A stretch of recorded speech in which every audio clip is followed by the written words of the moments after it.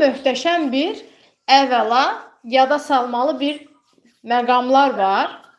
Qəzənfər. Ben burada 100A 10B üstə gəlsin. Deyanda, ay bala, niyə korlayırsan işimizi? Bəli, düz xatırlayırsan, amma səhv deyirsən. Bax, ay sağ ol, bəli. Birinci, gəl, bunu bilməyən ola bilər, şagirdlər ola bilər. Onlar üçün yadımıza salaq ki, hər hansı bir ədədlər və üstündə xətt, Qəzənfər, bu nə deməkdir? 100A 10B 100-lü 10 təşkil. Bir dəqiqə, uşaqlar, yəqin Qəzənfər gəldi. Qəzənfər deyirəm, İsaxan, sizin adlarınızı mən həmişə qarışdırıram. Nə oldu? Öyle getdi. İsaxan dedi ki, indi görürəm, indi girəcəm deyib. Bir dəqiqə, istə yatıb.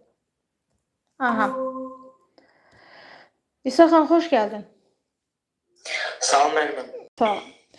Qəzənfər, deməli uşaqlar, bu ABC və yaxud da AB üstü xətt görürsənsə, bu çox rəqəmli ədəd deməkdir. Yəni 3 dənədirsə 3 rəqəmli ədəd sayılır. 2 dənədirsə 2 rəqəmli ədəd sayılır və biz məsələn 90% misallarda bunu görəndə